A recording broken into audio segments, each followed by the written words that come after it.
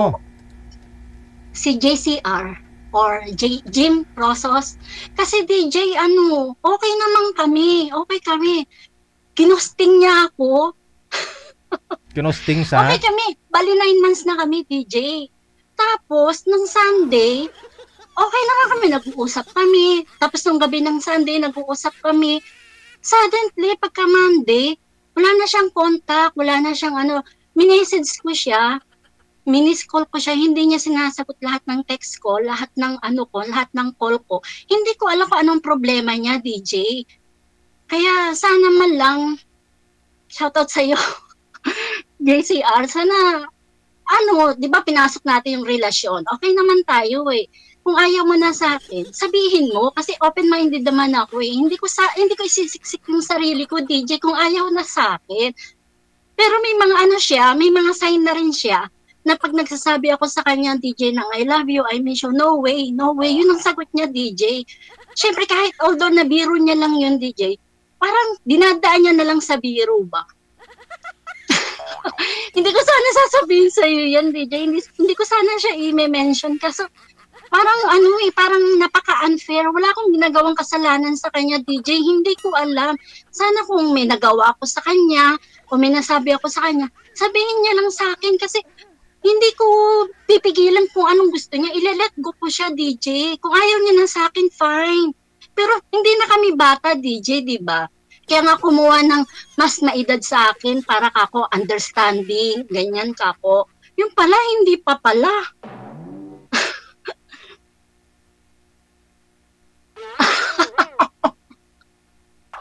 Kasi naman, DJ, alam mo yung ang ganda ng plano ninyo, yung 9 months na kayo, okay naman, smooth naman yung relationship namin kahit LDR kami, nasa Canada siya, smooth naman, DJ. May mga konting, misunderstanding, naayos naman namin eh. Ito lang talagang hindi siya nagparamdam. Ginosting niya talaga ako, DJ. Kahit anong miss call ko, inaayos ko, DJ, pero wala. Sana man lang sabihin niya sa akin, oy, ayaw ko na sa'yo. Ganon sana, DJ, diba? Mas tatanggapin ko sabihin niya sa akin, kakabalikan na kami ni ganito o meron na akong gusto, ganun. Mas okay sa akin yun, mas accept ko yun eh. Kaysa yung para kang iniwan sa dilim na nangangapakan, na wala kang kasagutan kung ano yung nagawa kong mali, kung ano yung, sorry. Kasi DJ, ilang gabi na ako, hindi nakakatulog. Tinatanong ko sa sarili ko, ano ba nagawa kong mali? Ano bang At hindi makatarungan yung ginawa niya, DJ. Kasi okay naman kami. Ang alam ko, wala rin naman ako nagawa sa kanyang mali. Kung may nagawa akong mali, sabihin niya. Diba? Tatanggapin ko naman kung ano yung mali ko eh. Kung may nagawa akong mali, marami siyang nagawa sa akin, DJ. Lagi ko siya pinagpapasensyahan. Lagi ko siyang iniintindi. Pero sa pagkakataon nito, DJ, gusto ko lang maliwanagan lang eh. Gusto ko yung makaroon kami ng peace of mind, paghihiwalay namin. Let go ko siya kung anong desisyon niya. Lagi ko sinasabi sa kanya yan. Han, kung anong desisyon mo kung ayaw mo na sa akin kasi nakakaramdam na ako. Iba na yung instinct ko, DJ. Iba na yung nararamdaman ko. Ngayon sinabi ko sa kanya, kung ayaw mo na sa akin, sabihin mo lang. Kasi kaya kita ipaubaya, kaya kita palayain eh. Yun lang ako, DJ. Hindi ko ipipilit ang sarili ko. Kasi sino ba naman ako para ipilit ang sarili ko sa ayaw sa akin? Kaya yun lang, DJ, sinashoutout ko siya. Sorry. Teka lang. Ano nga pong pangalan? Ano pong pangalan ng boyfriend mo na sinashoutout mo? Ano pong pangalan niya? Ano po, JCR po dyan. Rosos or Jim Rosos po. Gusto ko lang talaga i-clarify. Nakilala niyo po dito, anong buwan po ninyo nakilala? Ano po, DJ, February, kasi naisa lang po ako dyan, February 8. Tapos, nag-comment siya, kasi nakakilala kami sa comment. Ang sabi niya, akin na lang si girl. Tapos, minessage ko siya. Sinabi ko, parang biro-biro real lang na, okay, yours na si girl, kako naman sa kanya. Tapos, naging okay naman. Naging ano naman yung relasyon namin. Niligawan ka niya? Nakita kami nung May. Niligawan ka niya? Parang ganun po. Opo. Pero madali lang po kasi may edad na rin, di ba? Hindi, kung gusto mong tao, bakit patumpik-tumpik, doon din lang naman ang ano. Eh di sabi ko, siguro ito na yung sign, ito na yung ano. Sabi ano po ba yung status niya? separate po daw siya. Daw, okay. Tapos? Ayun. Tapos nung May 10, umuwi po siya. Umuwi din ako noon, DJ. Nagsama kami. Bali, May 12, nagkita kami until May 22 po. Bali, namatay yung mother ko po. Doon siya nag-stay sa amin sa Pangasinan. 12 days kayong magkasama? Tapos, yung nanay ko po. 12 days kayong magkasama? Opo. Okay. Since, May 12 po until May 22 po hanggang makabalik po ako dito. So, ano pong nangyari sa 10 days or sa 12 days? Ano nangyari sa inyong dalawa? Namasyal po kami sa Baguio. Tapos, pinunta niya po ako dun sa side niya po. Nakilala ko po yung parents niya, yung family niya. Okay naman po, DJ. Okay naman ang relasyon namin, DJ. Wala namang problema po. Ito lang talaga, bali, since Monday, hindi na siya nagparamdam, DJ. Kahit anong contact ko, mini-school ko siya, nagre-ring ang bago ba yung Monday na yun? Sinisin. Bago ba yung Lunes na yun, na bigla ho siyang naglaho, ano po yung nangyari? May masayang nangyari? Malungkot na nangyari? Ano po? DJ, okay naman yung pag-uusap namin eh. Ano lang, siguro, ang nasabi ko lang sa kanya, DJ, sorry ha kung nasabi ko to sa'yo, JCR, kasi gusto ko lang iliwanagin lang kung yun ang pinagmulan na galit mo sa akin, o tampo o ano man, hindi ko alam. Kasi DJ, nung gabi ng Sunday, nag-usap kami, tinanong niya ako, bali, nag-open siya ng opinion lang ha, sana hindi ko na lang sabihin. Hindi kasi sabi niya ganun, DJ, gusto niya bilhan ng ticket ng asawa niya. Bilhan ng? So, sabi ko, di bilihan mo. Pero hiwalay na sila. Bilhan ng ano niya, po? Kasi gusto niya umuwi. Bilhan ng ticket? Opo, papunta po ng Pilipinas. Yun ang last na usapan namin. Galing po doon sa Canada, doon po yung babae, yung ex niya sa Canada. Opo, yung ex po niya, yung bali asawa po niya. Bali, sabi niya, bibilang ko ng ticket yung, naiisip ko, gusto kong bilhan ng ticket yung anak kong babae, tsaka yung asawa ko para makauwi rin ng Pilipinas. Sabi ko, di bilihan mo, kako, walang problema. Yun naman ang sabi ko, DJ. Di, opinion. Sabi ko, paano pag-uuwi? Saan sila tutuloy? Sabi niya, hotel. Okay. Di sabi ko, paano pagdadrive? Sinong magdadrive ng sasakyan? Sabi ko, di uuwi ka rin para ipag-drive mo sila. Sabi niya, bakit ko ipag-aano? Sabi naman niya, di okay sa akin, wala yung DJ, walang intention daw, walang sa akin yung DJ. Ayun lang nasabi ko, DJ. Tapos suddenly Monday, wala na siyang contact sa akin. Hindi ko alam kung yun ang pinagsamaan ng loob niya, na nagsabi lang ako ng opinion ko. Hindi naman masama yung sinabi ko, DJ, di ba?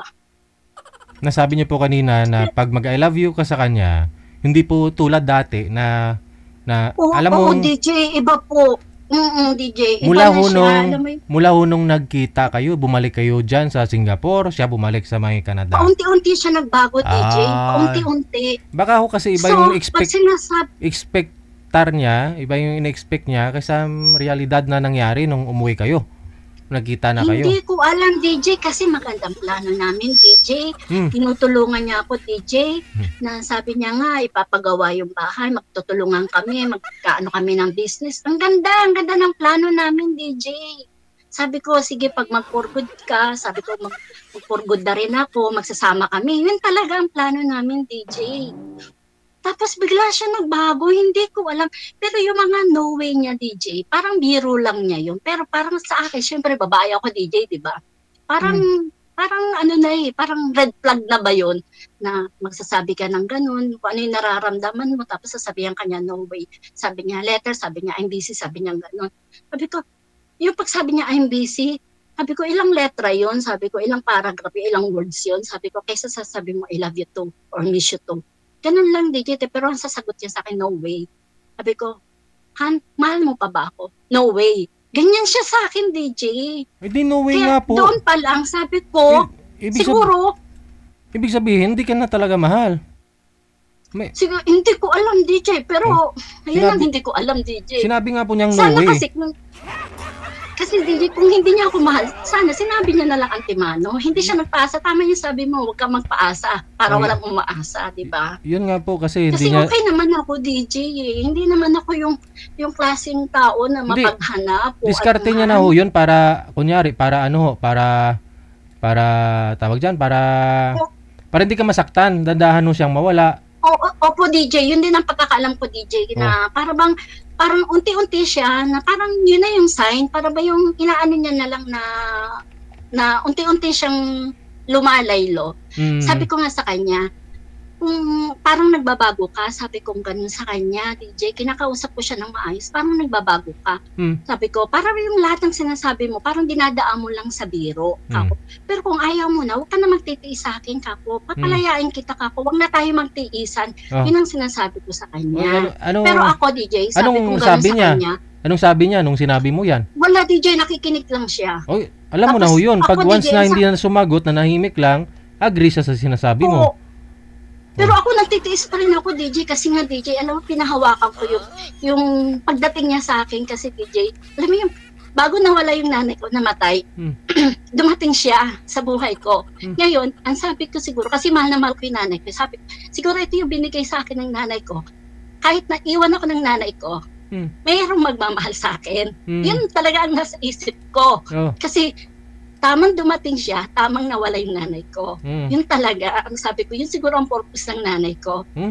Kaya yun, doon ako humawak sa gano'n na pananaw ko, DJ. Kaya siguro mali talaga, siguro. Pero DJ, hindi ko pinagsisigan na minahal ko siya.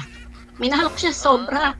Pero, minahal mo kasi, sa akin ganito, minahal niyo po kasi po ano, bakit mo siya minahal? Bakit anong bagay mo siya minahal? DJ, minahal ko siya kasi sa kanya ko narinig yung mga pangarap ba? Kasi never ko narinigan sa asawa ko, wala akong narinig yung pangarap ganyan, na puro pananakit ang naranasan ko sa asawa ko, DJ. Anong pangarap mo? Yung magsasama kami, DJ, yung patayuan ka ng bahay. Paayusin ng bahay, mga ganun. Opo, DJ, magtutulungan kami, magkaano kami ng maliit na business. Magtutulungan kami, DJ, pag edad niya, pagtanda niya, ako mag-aalaga sa kanya. Sabi ko sa kanya, ako yung magiging kamay at paa mo. Ako, hindi involved ang pera, DJ, Sabi ko sa kanya, may pera ka man o wala. Mamahalin at mamahalin kita. Aasikasuin kita, aalagaan kita. Kasi ikaw yung kapalit ng nanay ko. Yun ang inano ko sa isip ko, DJ. Kasi yung nawala ng nanay ko, dumating siya, saktong dumating siya. Kaya nung nawala ng nanay ko, parang hindi ako gaanong DJ, naapektuhan. Naapektuhan ako, pero may sumalo.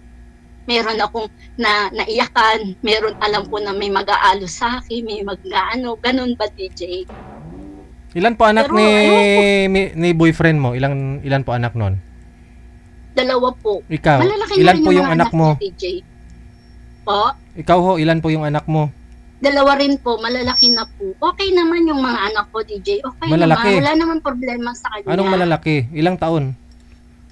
28 na yung panganay ko, tapos 26 po yung pangalawa ko po. May mga pamilya na rin sila? Opo, may mga kalibin partner na rin. Kaya nga sinabi ko nga, gusto ko na rin na lumagay din kasi syempre may kasawa na rin sila. Ngayon sabi ko gano'n, this is the time na rin na ano ko na rin sa kanya. Pero ganun din naman ang nangyari. Pero sa akin naman, DJ, hindi ko pinagsisihan na dumating siya sa buhay ko. Kasi alam ko naman, siguro minahal niya ako, panandalian lang, siguro.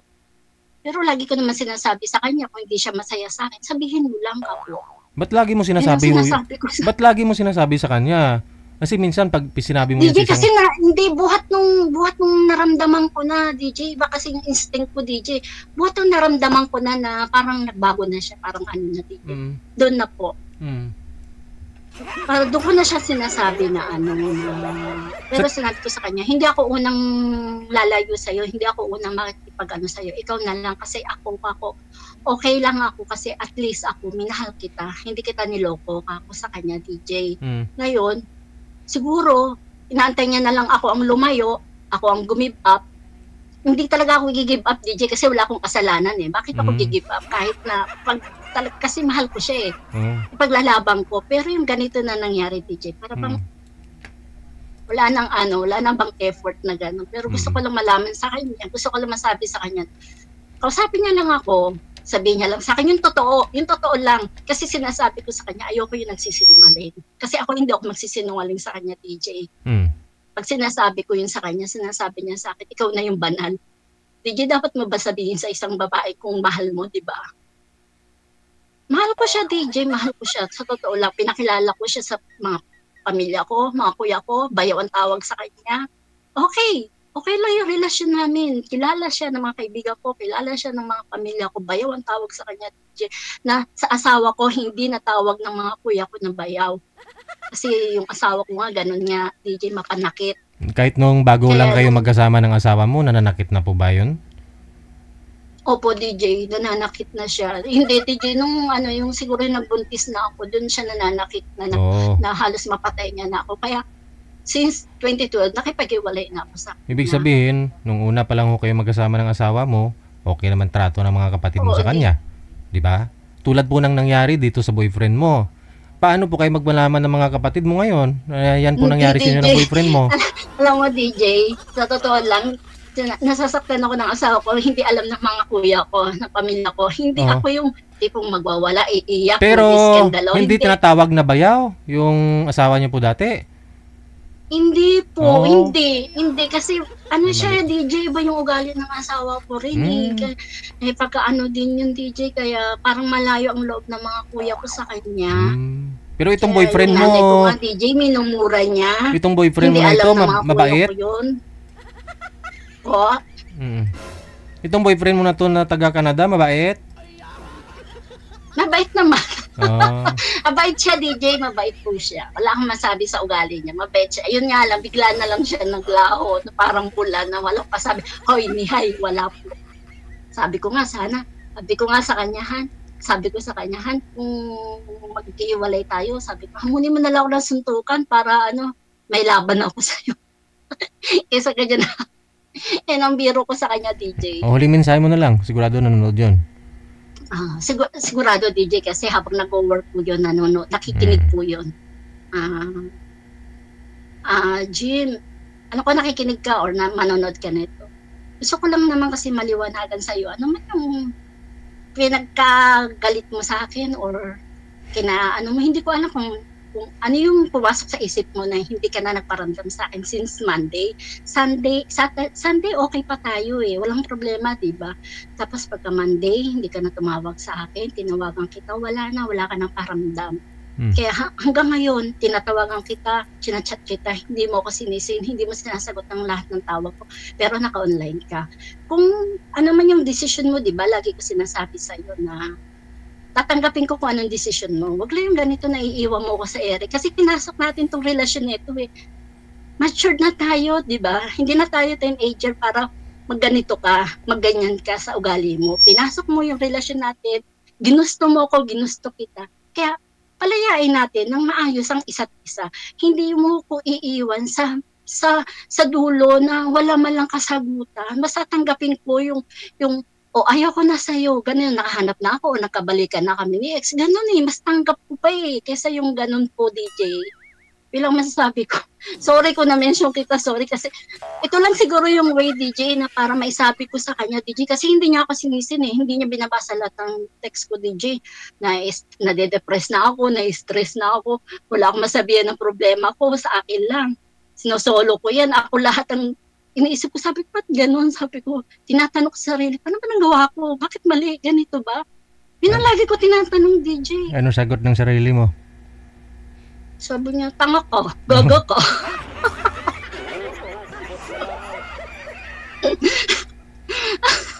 Sorry. Sorry, DJ. Alam ko, nakikinig siya, DJ. Alam ko, nakikinig siya kasi pag ganitong oras, DJ, pagkatapos ko ng exercise, tapos siya din, tatawagan ko na siya, sasagot na siya, tapos ako nakikinig na ako sa nanonood na. Siya naman, nilalakasan ko na lang yung volume para naririnig niya yung pinapanood kong programa mo. Ganun yung style namin, DJ. Pag ganitong oras, nagtatawagan na po kami Hello? Ano gusto mo i-react ko ngayon sa inyong dalawa? Wala mo. Tawang ko, DJ. Ano ba magandang advice? Wala. Matatanda na kayo Kaya nga, DJ, di ba? Matanda na kami. Aware naman na kayo siguro. Kaya nga sinasabi ko nga sa kanya, DJ. Matanda na kami. Aware pinasok naman. namin yung relasyon. DJ? Naisip niyo rin naman kahit papaano siguro na may mangyayari ito, di ba? First time po ba mangyayari ito, ma'am? Hindi siya nagparamdam, Ano ganun. naman, nagkaka-misunderstanding kami, DJ, isang araw lang okay na. Hmm. Tapos, pero ngayon, DJ, hindi ko nga alam kung anong dahilan bakit siya biglang naglaho eh. Nag-alala ako, baka may sakit siya, o ganito, o ano nangyari sa kanya, DJ. Yun, nag-aalala ako sa kanya. Gusto kong i-contact yung pamilya niya, bakit ganun? Oh, Pero nahiya naman ako pumunta sa pamilya Uy, niya. mahal mo. Kaya sabi Ba't ko, ka mahiya? hinayaan ko na lang. Po, Mahal mo, bakit ka mahiya? 'Di ba? Pinakilala ka na nga po dun sa lugar nila. Taga Baguio po ba 'yon? kasi DJ, baka sabihin yun, masyado kung sinisiksik ko yung sarili ko. Mamaya meron na pala siyang iba, di ba? O so, pero para Tapos, ka panatagan na rin, no? baka, Para may peace of mind ka, para malaman mo kung rason, 'di ba? Oh. Kasi naman kung ano-ano naisip mo, madidepress ka. Oh, kamo hindi ka natutulog mula nung Lunes. Oh, wibis na nga no? hindi nga ako nakakain, kahapon lang ako kumain, DJ. Karamdam din ng gutom. Kaya sabi ko nga, DJ, hindi nga rin alam ng mga pamilya ko, ng mga anak ko, DJ. Pag tinatanong nila, Mama, kumusta na kayo ni Tito Jim? Okay lang ka ako. Ayoko kasing masabi na. Kasi talagang mabait naman siya, DJ. Walang masabi. Mabait siya. Sobra. Yun nga lang. Masabi mo bang mabait siya? Mabait siya dahil nagsama kayo ng 10 days? Hindi, DJ. Kasi ewan ko. Para sa akin, okay naman yung ugali niya, DJ. Wala naman ako masabi sa ugali niya. Wala naman ako masabi. Yun nga lang. Siya lang yung hindi ko alam kung anong problema niya sa akin. Hindi ko alam kung nagsawa na. Baka mamaya mag-PM po yun sa'yo, magre-reply sa'yo. No? Ay, oo. Hindi ko lang alam. Baka magalit na sa akin. Halo yun.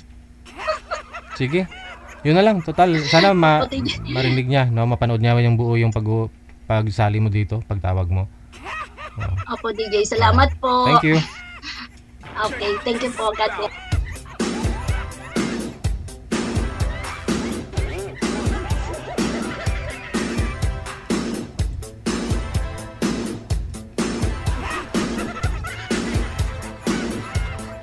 Ayaw ko na magdagdag ng kung ano-ano pa. Mga basher!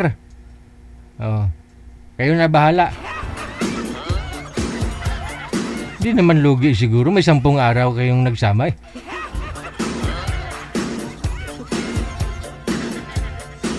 Yung iba nga dyan, 10 taon na LDR, 5 taon, 3 taon LDR. Hindi man lang nakita. Eh kayo nakita. Okay na yun, ma'am.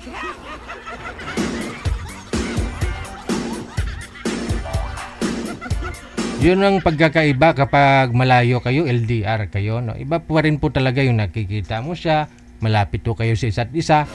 Kaya ho sinisikap ho namin yung maibibigay naming makakausap ninyo. No? Yung kalugar mo, mas maganda. O halimbawa, dito ka sa Manila, mayroon pong nagpa-line up na taga Europe, pero dito rin province niya o dito siya sa Pilipinas, sa Manila din, okay ho yun. No? Kaya ho minsan mapapanood nyo OFW, nasa abroad yung isa, dito sa Pilipinas yung isa, o di kayo naman sa Saudi, puro taga Saudi. Kasi hinahanapan na po talaga niyan ni manager ng kalugar ninyo hanggat maaari kung meron.